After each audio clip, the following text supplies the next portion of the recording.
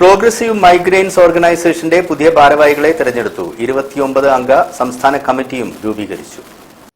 പുതിയ സംസ്ഥാന കമ്മിറ്റിയിൽ ബൈജു പത്മനാഭൻ ദുബൈ പ്രസിഡന്റായും, നസീൽ ഇബ്രാഹിം വർക്കിംഗ് പ്രസിഡന്റായും, NP അബ്ദുൽ ഹമീദ് ജനറൽ സെക്രട്ടറിയായും, രഘുനാഥൻ MK കണ്ണൂർ ഫിനാൻസ് സെക്രട്ടറിയായും തെരഞ്ഞെടുക്കപ്പെട്ടു. വിവിധ മേഖലകളിൽ പ്രവർത്തന പരിചയമുള്ള പ്രവാസി മൈഗ്രന്റ് പ്രതിനിധികളെയാണ് സംസ്ഥാന കമ്മിറ്റിയിൽ ഉൾപ്പെടുത്തിയിരിക്കുന്നതെന്ന് ഭാരവാഹികൾ അറിയിച്ചു.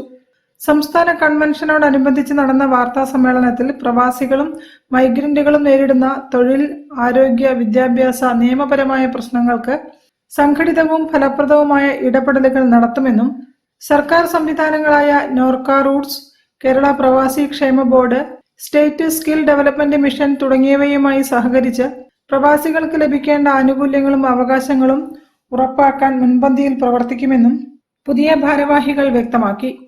പ്രവാസി കുടുംബങ്ങളുടെ സാമൂഹിക സുരക്ഷ, മടങ്ങിയെത്തുന്ന പ്രവാസികളുടെ പുനരധിവാസം, മൈഗ്രന്റ് തൊഴിലാളികളുടെ അവകാശ സംരക്ഷണം, യുവജനങ്ങൾക്ക് നൈപുണ്യ വികസനവും തൊഴിലവസരങ്ങളും ഒരുക്കൽ തുടങ്ങിയ വിഷയങ്ങൾ സംഘടനയുടെ പ്രധാന പ്രവർത്തന മേഖലകളായിരിക്കുമെന്നും ഭാരവാഹികൾ അറിയിച്ചു.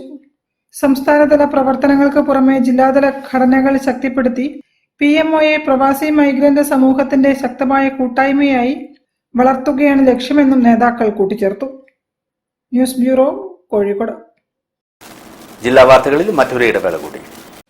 ക്യാൻസറിനെതിരെ പൊരുതാനായി കാലിക്കറ്റ് സിറ്റി സർവീസ് സഹകരണ ബാങ്കും MVR ക്യാൻസർ സെന്ററും സംയുക്തമായി അവതരിപ്പിക്കുന്ന ക്യാൻസർ ചികിത്സാ സഹായ പദ്ധതിയാണ് മാസ് കെയർ.